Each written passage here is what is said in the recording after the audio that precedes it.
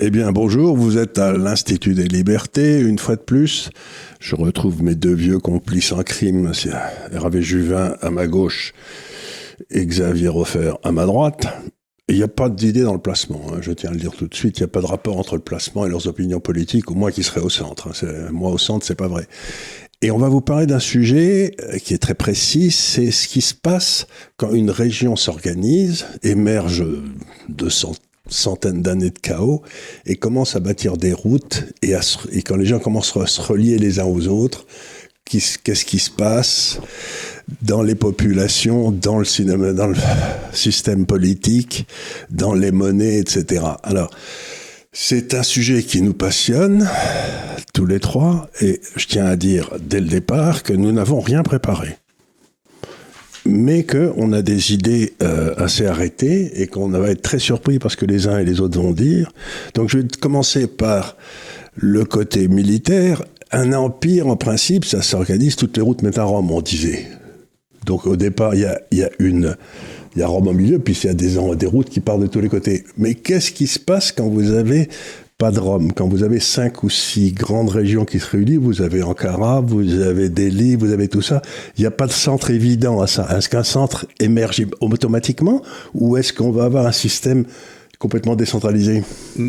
Ni l'un ni l'autre. Tiens, on aura des corridors, c'est-à-dire des voies multimodales avec des chemins de fer à grand gabarit, avec des liaisons maritimes entre tout ça, qui vont mailler absolument toute l'Eurasie et les alentours. Le maillage en question n'aura ni centre ni périphérie. En gros, dans sa plus grande dimension du fin fond de la Chine, c'est-à-dire près de la mer de glace, jusqu'à Brest en France, ça sera dans la dimension ouest. Ce sera le Belt and Road des Chinois.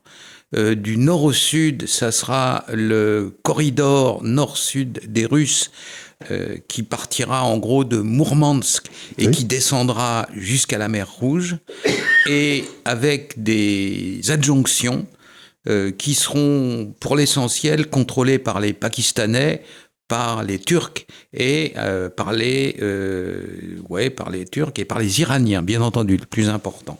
Et tout ça va faire un maillage et qui va déboucher sur... Parce que là, ce qu'on est en train de faire, c'est de la géopolitique. C'est ça, c'est-à-dire le pouvoir sur des grands espaces à l'échelle continentale et à l'échelle géographique. Et voilà, et à l'échelle des deux continents entiers. On n'est pas en train de mégoter sur des petits pois ou sur des trombones, on regarde les grands espaces et les grands mouvements. Donc les flux essentiels qui seront économiques, il y aura des biens qui circuleront, plus des biens matériels de l'Est vers l'Ouest et plus des biens immatériels de chez nous vers là-bas et du Nord au Sud. Et tout ça est en train d'être organisé de façon absolument hallucinante avec deux grands pôles. On le voit d'ores et déjà, on a fait des cartes, on est en train de s'intéresser. Chaque fois qu'on nous dit qu'on est en train de percer une voie de chemin de fer ou un canal ou quoi que ce soit, on s'y intéresse. Et pourquoi des criminologues s'intéressent à ça? Parce que les voies du négoce d'aujourd'hui sont les voies de l'illicite du lendemain. C'est-à-dire que là où passe le gros du commerce, comme aujourd'hui la drogue dans les conteneurs entre l'Amérique latine, etc., c'est aussi la voie de l'illicite. Donc, comme nous aimons bien anticiper, la voie du commerce licite de 2030, c'est-à-dire ce que je suis en train de vous dire ce immense maillage à l'échelle de 2 ou 3 continents, et en tout cas de toute l'Eurasie, sera, des années après, la voie par laquelle secrètement passera la drogue, les armes, les clandestins, la prostitution et tout le reste. Et voilà, c'est ça donc qui est en train de se passer. C'est ça qui est en train de se passer. Alors, je voudrais ajouter quelque chose, c'est très important. On ne le dit jamais. Hervé, naturellement, vous êtes le pater familias, c'est vous qui dirigez tout ça, donc le problème ne se pose pas pour vous, mais des experts, en tout cas comme moi-même, et j'imagine comme Hervé, quand on est en train de raconter tout ça, nous parlons sans intention ultérieure. Nous ne le faisons pas parce que ça fait plaisir à X ou de la peine à Y. Nous le faisons parce que nous pensons que c'est vrai et que nous pensons que c'est en train d'arriver et que nous pensons que ça va avoir un rôle important. Et surtout, Hervé avec son expérience et moi avec la mienne, nous sommes en mesure de l'établir. On peut vous dire, mais regardez sur la carte, alors on a fait un travail, là ça donne ceci, là ça donne cela. C'est important à savoir, et de ce fait, les critiques, parce qu'à l'heure actuelle, il y a énormément dans la sphère médiatique de dénigrement, de disqualification, etc. Nous ne faisons que des critiques positives, c'est-à-dire que les critiques que nous faisons, en disant, mais enfin bonsoir, regardez ce que vous avez sous les yeux, visent à améliorer les choses, visent à des prises de conscience. Je croyais que c'était important de le dire et qu'il fallait le faire. Je vais me permettre de faire une intervention ici avant de passer la parole à Hervé. J'ai exactement la même impression. Moi, ce que j'essaie de faire dans le monde de l'économie et de la finance, c'est d'établir les faits. Puis ensuite, une fois qu'on a établi les faits, on peut commencer à discuter comment on va s'adapter, etc. Mais aujourd'hui, quand je parle de faits à des gens, la réaction que j'ai à peu près partout, on me dit « vous êtes de droite ». Parce qu'aujourd'hui, parler de la réalité, c'est être de droite. Bien sûr. Et vivre dans le rêve, je ne sais pas ce que c'est, mais enfin vraiment, je ne sais pas si c'est de gauche ou si c'est pas, je sais pas. Et donc, il y a quand même un effort immense de la part de nos élites pour ne plus considérer la réalité et considérer leurs désirs et leurs rêves comme la réalité. Et ça me laisse pantois.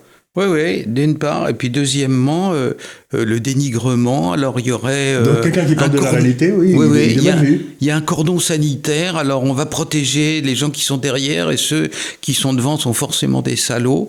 Et donc c'est ça, voilà, dans leur petit monde. Mais naturellement, ça, c'est Byzance vers 1450. Ça ne dure jamais très longtemps. Non, ça ne dure jamais très longtemps. Maintenant, je me tourne vers celui qui... peut-être un peu malgré lui, a fait de la politique à un petit moment dans sa vie. Là, pendant 5-6 ans, là, vous avez été traîner vos guêtres à Bruxelles. Il faut tout essayer dans la vie. Je sais bien, il faut tout essayer dans la vie. Et donc, est-ce que la description que lui et moi faisons de cette espèce de désir de ne pas vivre dans la réalité correspond à votre expérience des 5 ou 6 dernières années ou... Alors, je vais revenir certainement à votre première question. Il se trouve que j'ai commandé un rapport au Parlement européen sur l'océan Indien, et j'aimerais en dire quelques mots ensuite. Bien sûr. Mais ce qui vient d'être évoqué me paraît très très important. Les médias se sont un peu fait l'écho de ce qui serait une crise ou une faillite du renseignement. Moi, je vois 3 raisons très proches de ce que vous venez de dire. Il y a un déni du réel. Quand le réel ne cadre pas avec ce qu'il devrait être, c'est-à-dire quand les nouvelles sont mauvaises, il vaut mieux nier le réel et dire que tout continue à se passer comme ça devrait se passer. Je ne résiste pas à prendre l'exemple de ce qui se passe en Ukraine actuellement. Je n'ai pas à prendre position soit pour la Russie, soit pour l'Ukraine envahie par des troupes russes. Mais il est clair que nous avons vu un déni formidable de réalité. Les Russes n'ont pas d'armes, n'ont plus de puces, ne savent pas se battre, et d'ailleurs leur armée est en train de disparaître. C'est pas exactement ce qui se passe sur le terrain. Mais pendant 2 ans, nous avons une suite de récits formidables qui sont tout simplement un déni de la réalité. Alors j'ai vu un événement assez grave. Et c'était fait par des généraux en plus. Ça a été fait notamment avec le concours de soi-disant experts militaires. J'en ai un autre exemple, c'est celui du Sahel, et ça serait mon second point. Quand des experts qui connaissent la situation, qui vivent au Mali, au Burkina, au Niger, ont essayé d'alerter parce que des choses se passaient qui n'allaient pas dans le sens du récit officiel, notamment celui que les multiples organisations payées par l'Union européenne allaient évidemment finir avec le soi-disant terrorisme au Mali et rétablir la paix. Ceux qui faisaient des notes en sens inverse se voyaient dire « mais attends, pour ta carrière, c'est très mauvais, ça n'est pas ce qui est conforme à ce que pensent les dirigeants, et donc ta note, tu te la gardes. » Rien ne peut passer qui ne soit pas conforme à l'idéologie des dirigeants. Ça veut dire que ça ne peut plus marcher. Et puis le dernier point, c'est le savoir de la peau, comme le dit mon ami Gérard Chalian.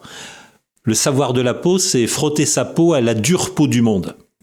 Ça, l'illusion du renseignement à distance, l'illusion de tout est disponible en source ouverte ou moins ouverte sur Internet, ça tue le savoir de la peau. Et je pense que dans un certain nombre de situations, il faut avoir le savoir de la peau. Alors ça me ramène à l'océan Indien et à votre sujet, Charles. J'aurais un point de vue un peu différent de Xavier Hofer sur ce sujet-là. Je me demande si l'océan Indien ne va pas être dans la prochaine décennie ce qu'a été la Méditerranée. Oui. Et je le dis parce que je viens de constater que l'Inde vient d'afficher une croissance supérieure à 8%, tout près de 8,5%. C'est la croissance la plus forte de tous les grands pays dans le monde et c'est une croissance durable qui devrait assurer à Narendra Modi sa réélection. J'observe les découvertes sans cesse accrue de ressources naturelles dans l'est de l'Afrique. On vient de nouveau de savoir qu'au Cabo Delgado, au Mozambique, on vient de nouveau de découvrir qu'en Tanzanie, on a des formidables ressources naturelles d'énergie, pas seulement, métaux rares et terres rares, à peu près totalement inexploitées à ce jour. Et nous savons bien que plus au nord, du côté de la péninsule arabique, on a de formidables capacités d'investissement. Alors si je reviens un peu en arrière dans l'histoire, il y a eu un moment où l'océan Indien était une Méditerranée de tous les trafics et de tous les commerces. C'est quand l'océan Indien était sillonné par les boutres arabes qui partaient de Djibouti, qui partaient de Zanzibar, qui allaient sur la côte des Malabars, sur la côte indienne, et on avait une intense activité commerciale entre Oman, ce qui est maintenant l'Arabie Saoudite, l'Inde, l'Afrique de l'Est. Les Portugais ont cassé cela. L'arrivée de Vasco de Gama, puis d'Albuquerque, au XVIe siècle, a détruit le commerce musulman et les Portugais ont pratiquement acquis le monopole sur le trafic des épices. Et on a un peu oublié l'océan Indien. Pour différentes raisons, on s'est concentré sur la Chine, on s'est concentré sur l'Atlantique. Je pense que la Mare Nostrum de la décennie à venir, c'est l'océan Indien. On a à la fois la population active et formée la plus nombreuse du monde. La Chine est vieillissante, sa main-d'œuvre va diminuer en nombre. On a une main-d'œuvre formée à cause des Indian Institute of Technology d'exceptionnelle qualité en Inde et aussi, on ne le sait pas assez, au Bangladesh. On a des capitaux, notamment de tout le monde de l'Arabie Saoudite, d'Abu Dhabi, du Qatar, etc. Et on a des ressources naturelles et de l'énergie, notamment en Afrique de l'Est. C'est dans ce cadre, me semble-t-il, que les routes et les corridors que vous évoquez prennent tout leur sens.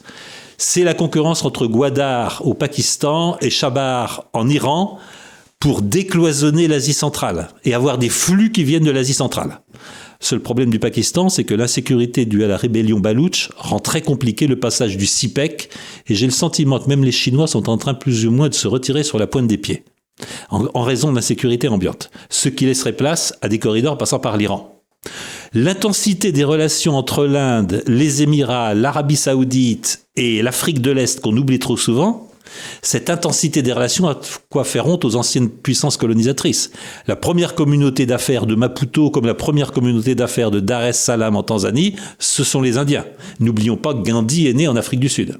Et vous avez des Indiens partout en Afrique. Hein. On a des Indiens partout en Afrique. Et on sait bien que les stades de la Coupe du Monde de football, on sait bien que les immeubles de Dubaï, etc., ont été très essentiellement construits avec une main-d'œuvre indienne, qui de plus en plus monte de niveau, puisqu'un certain nombre de responsables de la sécurité, un certain nombre de responsables des systèmes informatiques, etc., sont indiens. Et donc on a une intensité des relations commerciales, une intensité des mouvements de population, une intensité aussi des échanges de civilisation, parce que tous ces gens-là se parlent depuis 6 ou 8 siècles, qui, me semble-t-il, fait de l'océan Indien la Mare Nostrum, première zone commerciale du monde pour la décennie à venir, première base productive du monde, essentiellement autour du sous-continent indien. Donc c'est peut-être le lieu de tous les enjeux stratégiques et de tous les enjeux d'influence et de pouvoir pour les 10 ans à venir. Tout ça est parfaitement vrai. Il n'empêche que dans la doctrine géopolitique, le pivot du monde, c'est l'Asie centrale, et que le solide est plus stable et plus ferme et plus contrôlable que le liquide. Et c'est la raison pour laquelle ça débouche sur l'océan Indien. L'océan Indien en sera le principal bénéficiaire, mais le maillage dont je vous parle, les grands corridors qui partent d'Asie et qui vont vers l'Europe, ils ont un seul but à l'heure actuelle, c'est d'étrangler l'Union européenne, qui se conduit pas bien de leur point de vue à eux, en contrôlant le pôle essentiel où débouche tout, qui est une autre mer, qui est la mer Noire. Laquelle, si on a une vision modérément réaliste de l'avenir, risque fort de se transformer en un lac moitié russe, moitié turc, avec un condominium entre deux individus dont l'un, M. Poutine, a appelé l'autre mon cher ami Erdogan, ce qui arrive rarement à M. Poutine d'appeler les gens son cher ami quand même. Voilà. Je me permettrai de vous arrêter, Xavier Hofer. Ce que vous dites n'est pas bien. Oui. Parce que vous envisagez que la Russie puisse gagner une guerre qu'elle ne peut pas gagner, notre président nous l'a dit. Ce que vous dites n'est pas bien, donc ce que vous dites ne peut pas être vrai. Alors, sans doute, mais quand même, si on accède à un certain nombre de sources qui ont de bien savoir sur le terrain, on se rend compte que les positions de repli à 3 mois d'échéance de l'armée ukrainienne sont sans doute celles de la future Ukraine de l'Ouest, comme il y avait dans le temps une Allemagne de l'Est et une Allemagne de l'Ouest, et ça laisse mal augurer du contrôle par ce pays résiduel qui peut finir désarmé, n'oublions pas, désarmé de toute arme lourde, c'est en tout cas l'intention de l'envahisseur, de contrôler la mer Noire qui va devenir la mer d'autant plus centrale pour tout l'avenir des 20 prochaines années de l'Union européenne que Erdogan est en train de doubler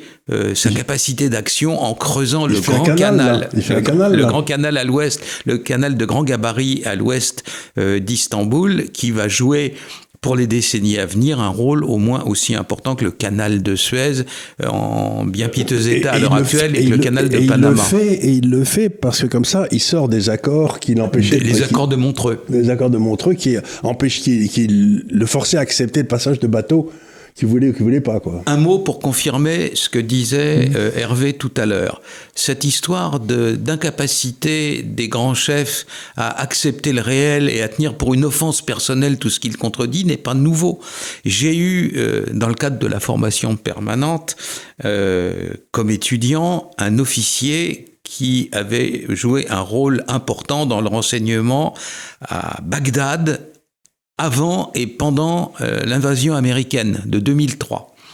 Il était sur place, il a vu les choses arriver. Dès que l'armée américaine est arrivée, dans les semaines qui ont suivi, il dit « Attention, on se prépare une vague de terrorisme comme le monde n'en a jamais vu ».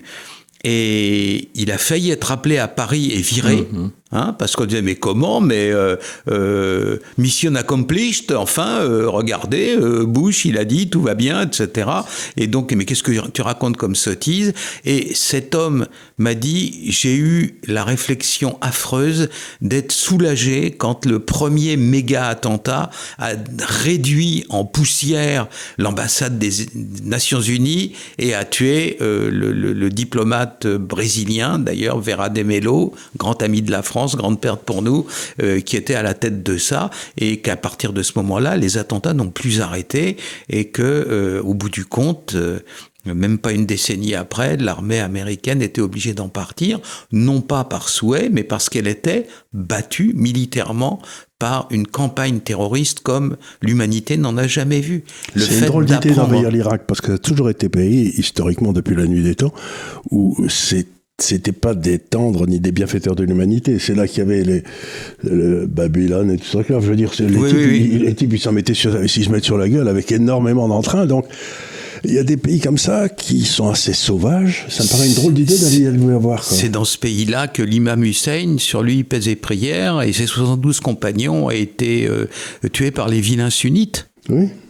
Donc c'est tout ça, c'est difficile. Donc ce que vous dites, Xavier Hofer, je voudrais le souligner, parce que ce que vous êtes en train de dire sans le dire, c'est que l'Union européenne, alors qu'on ne sait pas très bien encore qui va gagner la guerre déclenchée en Ukraine par l'opération spéciale russe, mais on sait déjà qu'il y a un grand perdant, c'est l'Union européenne.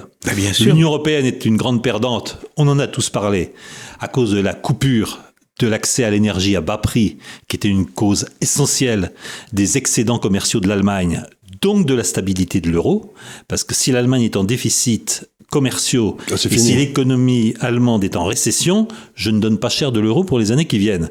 Mais on oublie que dans la crise agricole actuelle et dans les manifestations des agriculteurs français, il y a l'invasion de produits ukrainiens à bas prix, sans doute aussi de basse qualité, parce qu'aucune des normes écologiques, environnementales et sanitaires applicables aux produits produits en France n'est applicable en Ukraine. On a ouvert les vannes. Vous savez que la Pologne a rétabli des contrôles aux frontières et interdit l'accès des céréales et des produits ukrainiens à son sol.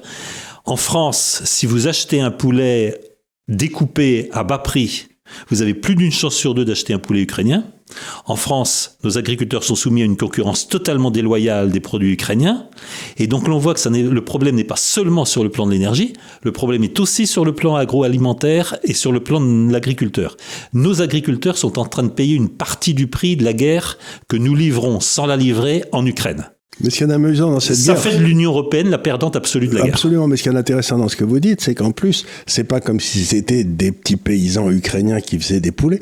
Je crois que 98% des poulets viennent d'une d'une usine qui est une espèce de monstre où les pauvres bêtes mènent une vie, si j'ose dire, abominable. Donc, c'est un oligarque ukrainien qui fout en l'air à lui tout seul toute la paysannerie française. C'est pas comme s'il y avait les paysans français, ils accepteraient peut-être qu'il y ait, pour sauver des centaines de milliers de paysans ukrainiens, ça serait peut-être bien triste, mais il ferait peut-être un effort. Mais là, pour un oligarque, il voit pas très bien pourquoi il devrait.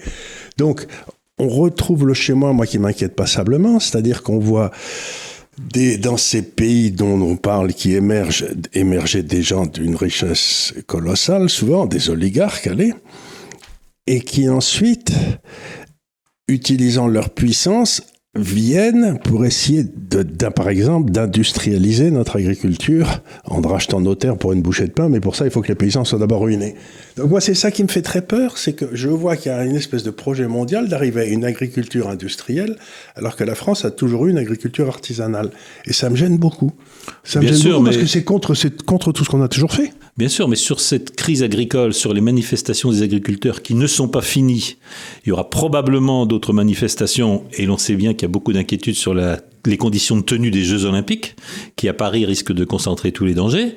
C'est que les agriculteurs que j'ai rencontrés à 2 reprises au Salon de l'Agriculture, on a voulu tout détourner en disant ils se battent contre les normes écologiques et contre les normes environnementales, ils se battent contre, etc.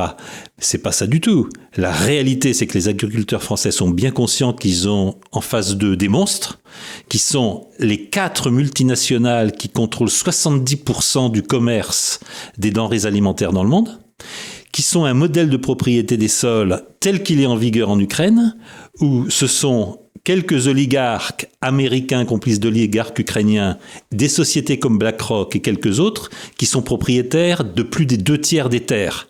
Il n'y a pas de paysannerie ukrainienne au sens où il y a une paysannerie française encore. C'est ce que je voulais dire, oui. Et ils ont tout à fait conscience, nos agriculteurs, que ce qui est fait d'eux, ce sont les faire-valoir et ce sont les prolétaires de l'industrie chimique allemande, des semenciers, et de ceux que j'appelle les usuriers du vivant, parce que c'est ceux qui veulent s'approprier les semences, s'approprier tous les droits sur la vie, qui veulent privatiser la vie. Nous avions eu l'occasion d'en parler. On a fait une émission. Je pense que c'est contre cela que se battent les agriculteurs français. Redonnez-nous le nom de ces 4 sociétés-là, si c'est possible. Vous avez Cargill, vous avez Dreyfus, et puis vous avez 2 sociétés américaines.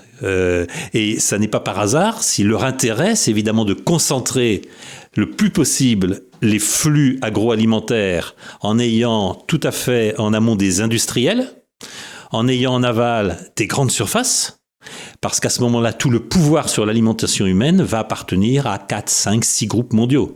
Or, on sait bien, comme selon la formule d'Heinrich Kissinger, quand on veut tenir les États, on tient l'énergie, quand on veut tenir les peuples, on tient l'alimentation.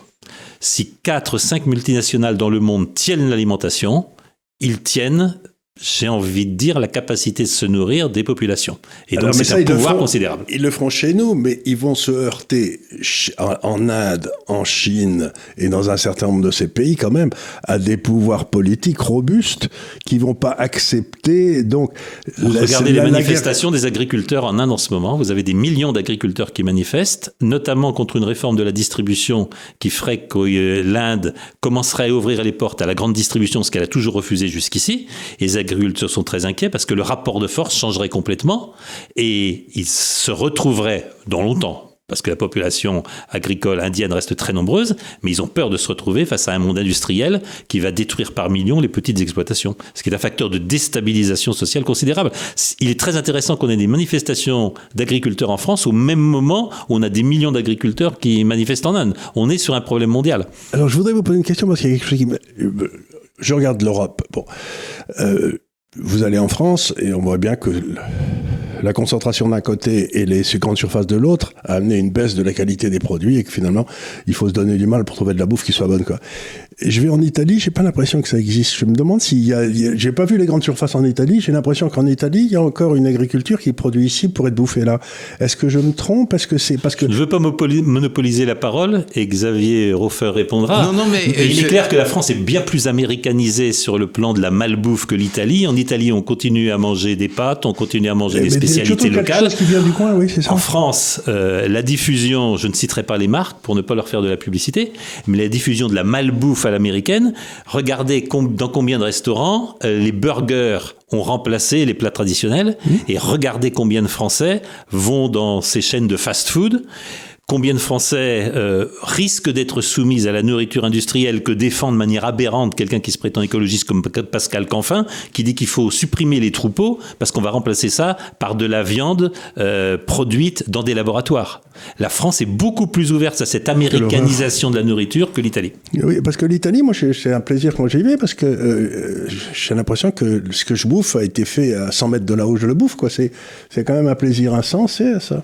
Donc, je reviens à la même chose, mais donc, on va, cette espèce de modèle qu'on a eu de concentration de la richesse de deux côtés, de la distribution et, mettons, de la science de l'autre côté pour coincer et l'État et le consommateur, ça va être un des objets des années qui viennent de ces routes, parce que toutes ces saloperies-là passeront par les routes aussi, comme la criminalité, si j'ose dire. Bien entendu, bien entendu. Et le fait de ne pas le voir est un des aspects d'un des problèmes les plus graves qui affectent les sociétés dans lesquelles on vit, problème qui s'aggrave à mesure où l'informatisation des moyens la numérisation des moyens d'information progresse, qui est l'aveuglement. L'aveuglement, disait Martin Heidegger, c'est pire que la cécité, parce que ça ne consiste pas à avoir perdu la vue, mais à ne pas voir les choses qu'on a devant le nez, simplement parce que son logiciel idéologique vous interdit de les voir. Vous savez, c'est ce que disait le Christ, ils ont des yeux pour ne pas voir et des oreilles pour ne pas entendre. Voilà. C'était avant Heidegger. Hein. Voilà. Mais moi, j'ai des références plus récentes, je suis un homme moderne. Et donc, ce que je veux dire ce que je veux dire par là, c'est que on est dans un monde où les gens qui nous dirigent, que ce soit en France, que ce soit dans l'Union européenne, et c'est là tout à l'heure que je parlais de critique positive, c'est ma critique positive, ils sont incapables de voir ce qui est en train de se passer sous leur nez. C'est-à-dire que comment imaginer une seule seconde que sur un espace ridicule, une espèce de... Enfin, le mot est terrible, mais c'est un parc d'attractions, ça a la taille du... Non, ça n'a pas la taille d'un parc d'attractions. La bande de Gaza, ça a la taille, vous savez, des espaces protégés qu'il y a en dehors des villes, etc. La Seine-Saint-Denis. Voilà, non. Oh, le provocateur. Donc, quelque chose... Mais c'est la même taille que la Seine-Saint-Denis, à peu près, non? Ça fait 340 km². La bande de Gaza. Comment a-t-on pu ne pas voir, dans un premier temps, ce qui s'y préparait?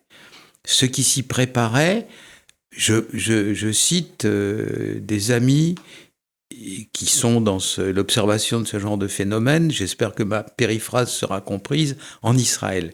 Ils me disent qu'ils ont envoyé dans les tunnels de la bande de Gaza qu'ils ont récupérés des ingénieurs des bâtiments et des travaux publics. Ce qui a été creusé sous le sol, c'est-à-dire des tunnels qui sont de la taille de ceux du métro français, des tunnels où deux voitures peuvent se croiser, des tunnels sur des dizaines de kilomètres.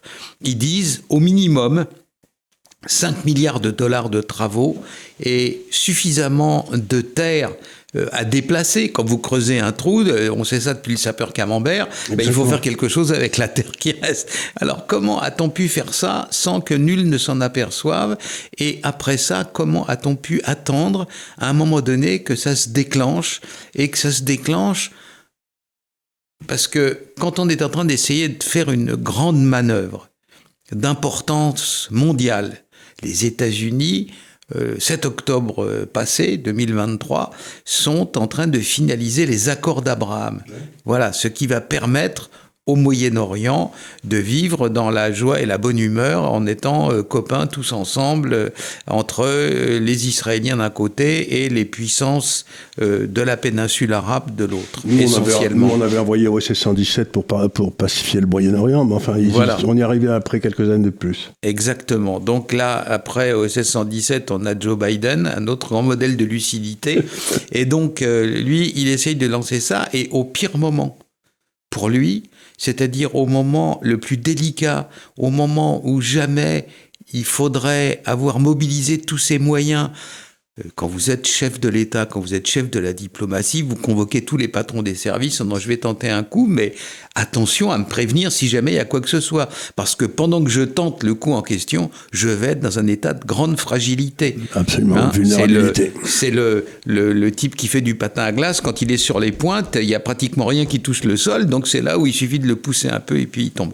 Et donc le 7 octobre, patatras, au pire moment, ça explose en vol et se déclenche un phénomène qui, au bout de quelques semaines, s'aggrave de manière terrifiante parce que ce qui permet de faire passer une grande partie du commerce mondial, de l'industrie mondiale, c'est-à-dire le détroit de Bab el-Mandeb et la mer Rouge, plus maintenant les câbles sous-marins, les autoroutes de l'information qui passent fatalement à cet endroit-là. Vous vous rendez compte s'il faut faire passer les câbles depuis l'Asie jusqu'à l'Europe en passant par le cap de Bonne-Espérance et en contournant toute l'Afrique, le bazar que c'est, les coûts immenses que c'est, etc. Et donc tout ça se déclenche à quelques semaines d'intervalle et personne n'a rien vu. Et personne n'a compris la dimension mondiale et géopolitique que ça pouvait avoir. J'ajoute le pire pour l'Union européenne, dont l'aveuglement est sans égal, à savoir qu'il y a 2 ou 3 pays en Afrique qu'il ne fallait pas perdre parce que c'était le bouchon à l'immigration du continent africain. Et c'est ceux-là qu'on a perdus, c'est ceux-là maintenant qui ne jurent plus que par la Russie, et donc qui viennent de rouvrir la porte. Le Niger a rouvert la porte là récemment, il y a quelques semaines. Avant, mais on avait déjà fait sauter avec Sarkozy le bouchon libyen. Oui, oui. Et maintenant, on a fait sauter ce qu'il y a derrière. Et voilà. Je souscris entièrement à ce que disait Xavier Hofer. Nous savons ce que nous a coûté un certain degré d'hostilité de la part de la Turquie, qui a très bien su manœuvrer les vannes de l'immigration, très facile à ouvrir puisque les îles grecques touchent pratiquement à la côte turque. Nous allons avoir exactement le même problème avec le Sahel, parce qu'auparavant, le Sahel et les pays du Nord Sahel étaient effectivement une barrière. La barrière naturelle, il faut quand même traverser le désert. Et puis la barrière de régime que je pourrais qualifier de sévère, pas nécessairement accommodant, et quand ils ont vu que quelque chose ne se passe pas sur leur territoire, c'était difficile d'aller contre. C'était notamment la Libye. C'était aussi un certain nombre de pays, vous en avez cité un, le Niger, qui bloquait. Je pense que nous pouvons nous attendre, et assez vite maintenant, dans les mois à venir, je pense que nous pouvons nous attendre à une nouvelle vague migratoire venue du sud de la Méditerranée, tout simplement parce que les vannes ont été ouvertes, tout simplement aussi parce qu'il y a un certain nombre de pays très présents dans la zone, notamment la Turquie, aussi on en parle beaucoup la Russie, mais pas que, qui peuvent très bien avoir envie de jouer sur un second front. Nous ouvrons les vannes, nous fermons les vannes, mais combien vous nous payez, combien d'avantages vous nous donnez, et l'Union européenne a une seconde zone de chantage toute désignée. Et vous vous rendez compte, le chantage en question, le poids électoral qui pèse, encore des immigrés. Et pour qui vous votez dans ces conditions-là quand vous êtes dans l'Europe du Sud, à votre avis? Eh ben voilà. C'est ça d'avoir affaire à des gens à courte vue. Je parle des dirigeants de l'Union européenne et de la catastrophique Madame von der Leyen. Je vais essayer de résumer pour nos auditeurs là. Donc, on a quelque chose qui arrive à l'horizon des 30 prochaines années, c'est-à-dire le maillage de la zone de population la plus dense du monde, allez, c'est ça, et qui va tout se passer. Tout ça va avoir besoin d'énergie, mais ils ont déjà l'énergie sur place, il suffit de faire des trous, d'après ce que j'ai compris, mais je crois que c'est assez vrai. Nous, on est là avec une ancienne base qui a une caractéristique, c'est qu'elle n'a pas d'énergie. Et non seulement ça, mais on ne se met pas du tout pour essayer de bénéficier de ce maillage. En fait, j'ai presque l'impression qu'il va se faire contre nous. Oui, pour l'essentiel, c'est vrai. Oui. Nous sommes en dehors. Nous sommes en dehors du jeu. On est en dehors du jeu. Donc on se met un petit peu dans la position de Venise quand on a découvert l'Atlantique, quoi. Oui, je pense que nous vivons une très bonne réflexion. Oui, oui. Nous vivons une nouvelle étape. Hubert Védrine le dit très clairement. Le scénario du monde, c'est plus nous qui l'écrivons. Mais je pense qu'il faut ajouter une nouvelle étape. Le scénario du monde s'écrit sans nous. Ça n'est plus seulement que nous ne l'écrivons pas, c'est que d'autres sont en train de l'écrire. D'autres sont en train de l'écrire, mais j'ai même l'impression qu'il est en train de s'écrire contre nous. Alors, les empires ne meurent jamais. L'empire maritime, oui, ils se suicident, mais ils peuvent revenir après. L'empire maritime d'Oman, dans la perspective de l'océan Indien, c'est-à-dire de Bombay jusqu'à Zanzibar, est en train de retrouver toute son influence. À Mascate, vous avez autant de gens qui parlent le swahili, qui parlent le perse, hein, voilà, d'une part. Et puis, deuxièmement, tout est en train de se reconstruire dans la région. Il y a des gens qui achètent des aéroports. Essayons de réfléchir alors pour nos lecteurs. Là, vous avez 25 ans aujourd'hui, vous écoutez ça, vous êtes bien formé en Europe, vous êtes un ingénieur de qualité, je sais pas quoi. Qu'est-ce que vous faites ? Ah ben, tout de suite, c'est la première chose que j'ai fait. D'abord, c'est le père de famille qui va vous parler. Oui. Dès que ça a été possible, dès qu'ils ont eu l'âge de résister à la nourriture un peu abrasive et puis aux conditions, je les ai emmenés en Inde. Voilà. Mes enfants étaient 10 fois en Inde. Ils connaissent... j'ai hélas pas pu les venir avec eux dans l'endroit au monde qui m'a le plus impressionné, qu'est le Cachemire, parce que c'est encore un peu trop... Il y a quand même encore des pyramides de têtes coupées et ces choses-là. Donc c'est pas encore trop possible. Mais partout ailleurs, oui. À Bombay, dans le Tamil Nadu, dans le Kochi... et quelle était, voilà, dans le Kerala. Kerala. Quelle a été la réaction ? Voilà. Et surtout, je les ai amenés... de vos enfants ?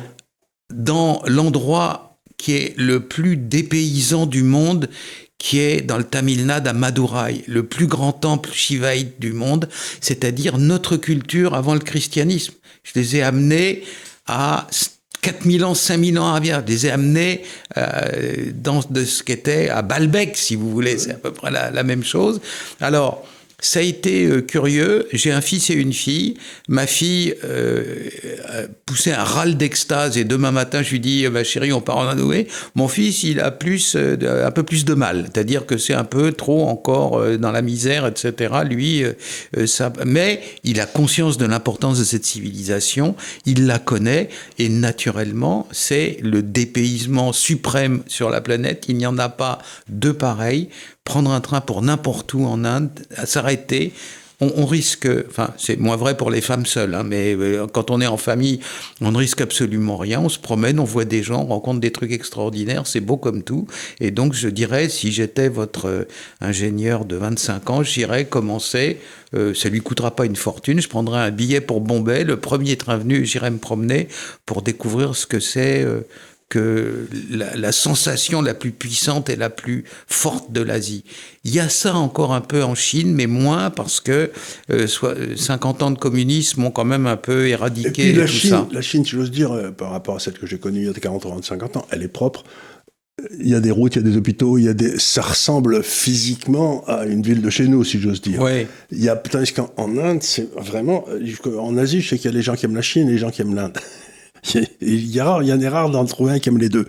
Mais parce que c'est vraiment deux expériences. Pour vous donner un dernier point là-dessus, je travaille toujours plus avec une pépite en termes d'intelligence artificielle. Oui. On s'est vus ensemble, voilà. Et donc l'été dernier, à force de m'avoir entendu parler de l'Inde, il y a été par ses... Voilà, c'est un homme de 40 ans, hein. Il a pris ses jeans, un sac à dos, il a été se promener 15 jours, et il en est revenu, sa vision du monde a été transformée considérablement.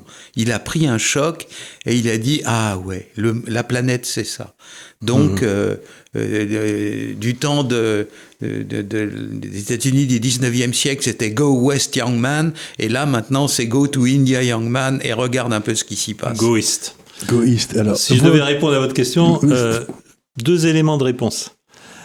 Il faut partir à la redécouverte du monde. Ce que vient de dire Xavier Hofer me paraît essentiel. Frotter sa peau à la rude peau du monde. Oui. Et voir que ça n'est pas partout pareil. Voir que la diversité du monde, c'est notre patrimoine commun.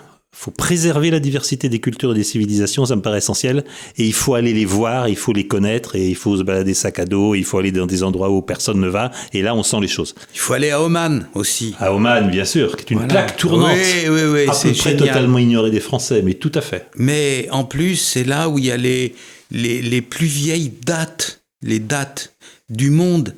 C'est il y a encore des tribus dans les montagnes d'Oman qui s'appellent Al-Hébraï, les Hébreux. Il y a les ancêtres, ils sont tous devenus musulmans, mais les ancêtres des tribus juives qui étaient là du temps de la prophétie. Ah, c'est les tribus perdues. Oui, il y en a encore. Les tribus perdues. Oui. Alors, ils sont deux. Et donc, c'est des endroits absolument incroyables. Vous avez des aigles dans le ciel, des troupeaux de chameaux sauvages. Rien n'est plus beau que le sultanat d'Oman. Donc, il faut aller dans ces endroits-là. Alors, ça coûte pas si cher de ça. Je continue avant de vendre la parole. C'est qu'il me semble que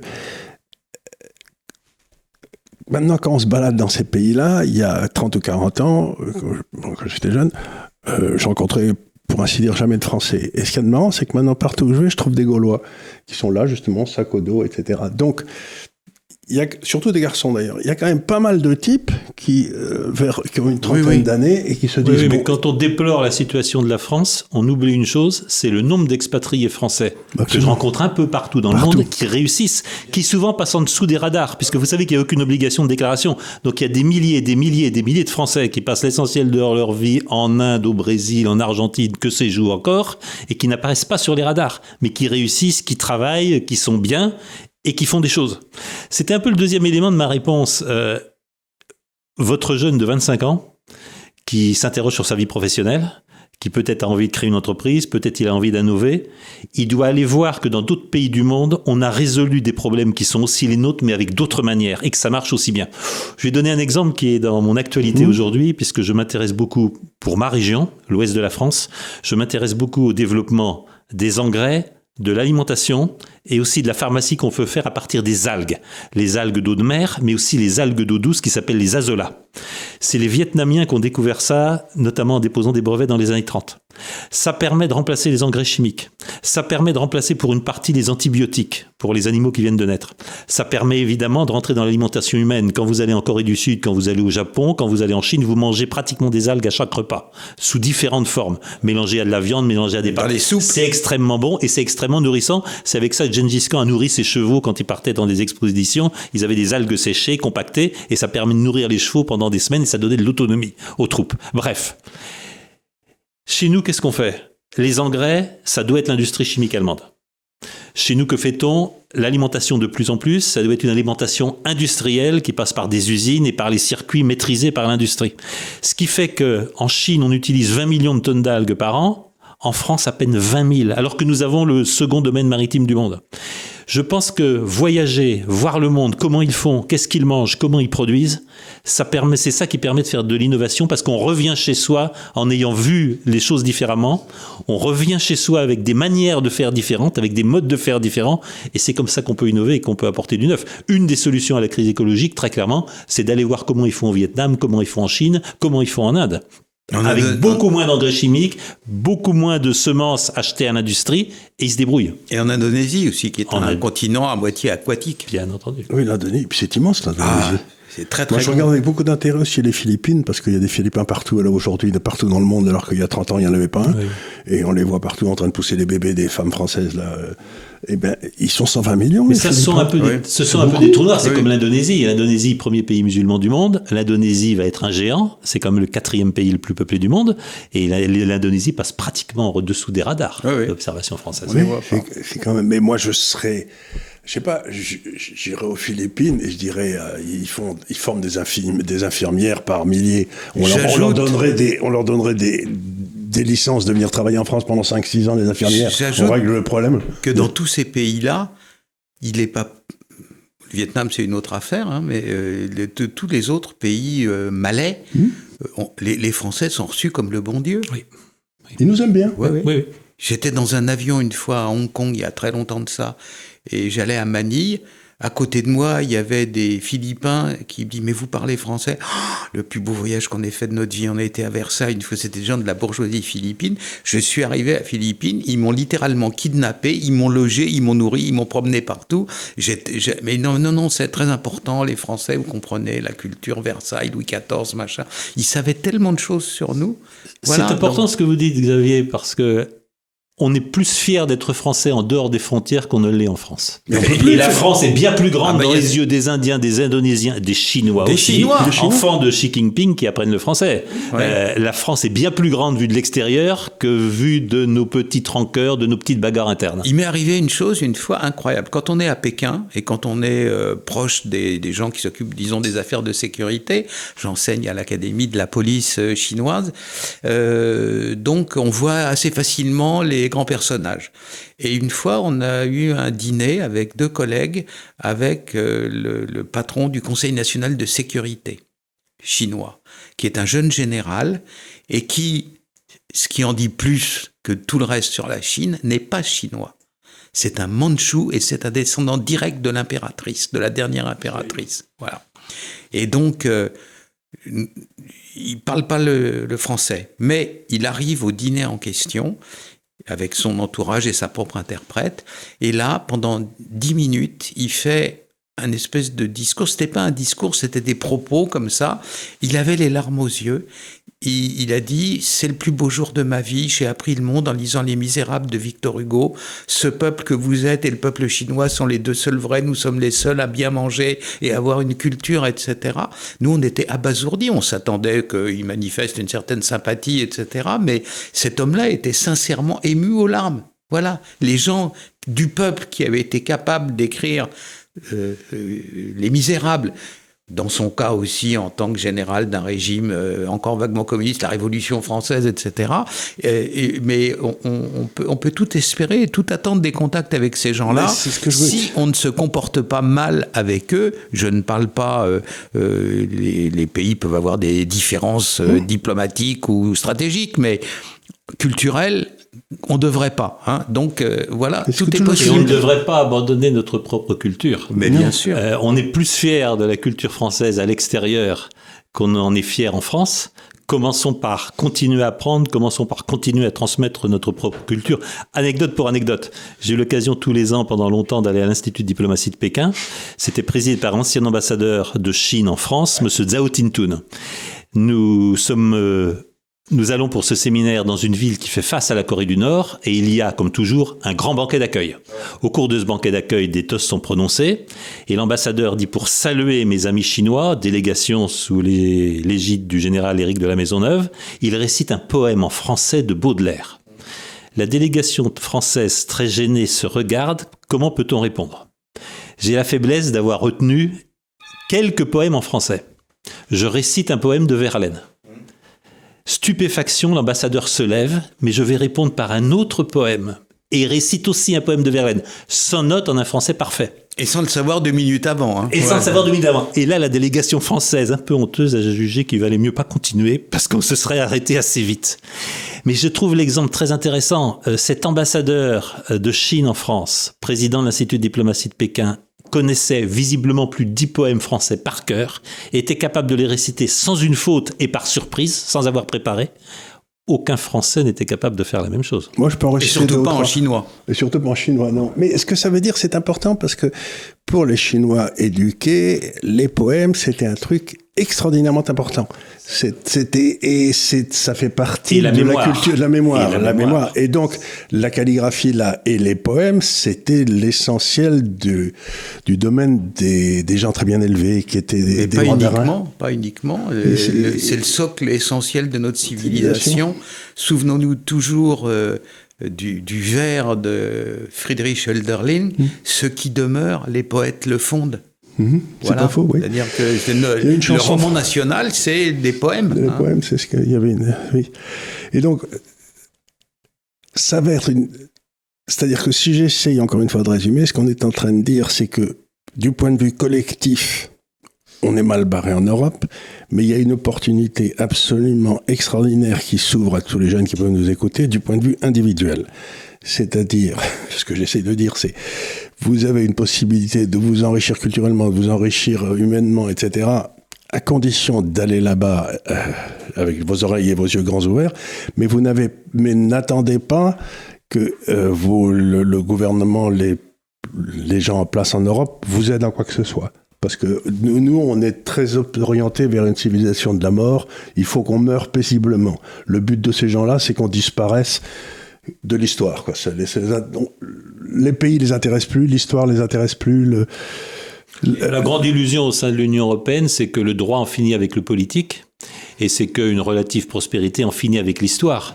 Et je pense que ce qui est très important quand on part à la redécouverte du monde, c'est qu'on voit que l'histoire continue à se faire. L'Inde fait son histoire, la Chine fait son histoire, la Russie fait son histoire. Les pays africains avec qui j'ai passé une journée passionnante ici et hier font leur histoire. Et nous, on rêve d'être en dehors de l'histoire. Il faut sortir de France, il faut sortir de l'Union européenne pour voir que l'histoire continue à se faire et peut-être pour en être partie prenante. Pour en être partie prenante et pour avoir une vie intéressante, parce que une vie... Bon, c'est la vieille blague chinoise, puissiez-vous vivre dans des temps intéressants, parce que c'est une malédiction, mais en même temps, vivre dans des temps où il ne se passe rien, ça doit être horrible, non ?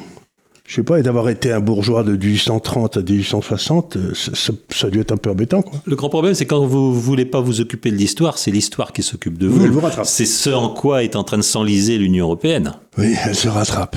Et donc, dernier conseil aux jeunes gens... Oui. Auquel, mais fort justement et fort généreusement vous pensiez, sortez de la sous-culture sclérosée des écoles de commerce et du franglais. Allez dans le monde. Je suis d'accord avec vous à un point, je leur ai dit, moi il y a des jeunes qui viennent me voir, ils me disent qu'est-ce que je dois faire. Je leur ai dit, écoute, tu fais pas d'école de commerce, tu fais pas tourner des tableaux Excel, hein, tu vas faire Saint-Cyr, et là, t'apprendras des trucs intéressants et qui te serviront dans la vie. Non mais je veux dire par là, c'est... Quand j'ai fait mes études, moi, j'étais le seul de ma génération à aller dans la finance. Il n'y en avait personne d'autre. Aujourd'hui, tous les enfants de mes amis sont dans la finance et font du merchant banking ou j'en sais rien. Ils font tourner des tableaux Excel, ils travaillent 12 heures par jour et je vois pas la valeur ajoutée qu'ils créent. Donc, les gars, partez au hasard. Voilà. Partez à la redécouverte du monde. Partez au hasard, partez à la redécouverte du monde. Et les routes vont s'ouvrir devant vous parce qu'il va y avoir de plus en plus de routes. C'était le but de notre début. Exactement. Et apprenez à vivre dangereusement. Et apprenez à vivre dangereusement. Et ça me paraît une excellente conclusion parce que rien n'est pire dans la vie que de s'ennuyer. Puis surtout, d'être... Dans le coton, il se passe rien, on risque rien, on attend de mourir. Berk, oui. Ça arrivera toujours assez tôt. Hein. Ouais. Ben voilà, je voulais vous remercier tous les deux d'être venus parce que je crois que c'est un message important, c'est qu'on est en train de dire l'Europe se ferme, s'éteint, c'est comme une grande lumière qui s'éteint petit à petit, bon, c'est le feu qui tombe. Mais cette lumière que l'Europe a créée, c'est-à-dire cette capacité d'aller voir les autres, c'est allumé partout. Donc nous, on s'éteint, mais la lumière qu'on a allumée, elle est partout. Allez-y, les gars. Oui. Allez voir. Allez voir. Vous verrez qu'il y a des feux d'artifice vachement rigolos. Voilà, ça me paraît quand même un... Allumez le feu. Allumez le feu, voilà. Allumez le feu, voilà. Ben, merci beaucoup, je vous remercie. C'était un peu différent des deux précédents. Oui, et surtout totalement spontané. On n'avait rien préparé. Non. Et Mais il y avait du savez, contenu. Nous sommes en train de redécouvrir ensemble ce qui était un des plus grands arts français, qui n'est ni la peinture ni la musique, c'est l'art de la conversation. Voilà. La merveille de la France du 18e, et on l'a dit, les Lumières n'auraient pas été ce qu'elles ont été régnées sur le monde s'il n'y avait pas eu l'art français de la conversation. Je pense que nous sommes en train de réinventer, autour de vous Charles Gave, avec vous Xavier Hofer, nous sommes en train de réinventer l'art français de la conversation. Je pense que nous en avons très besoin. tout à fait. Merci beaucoup, messieurs. La messe est dite.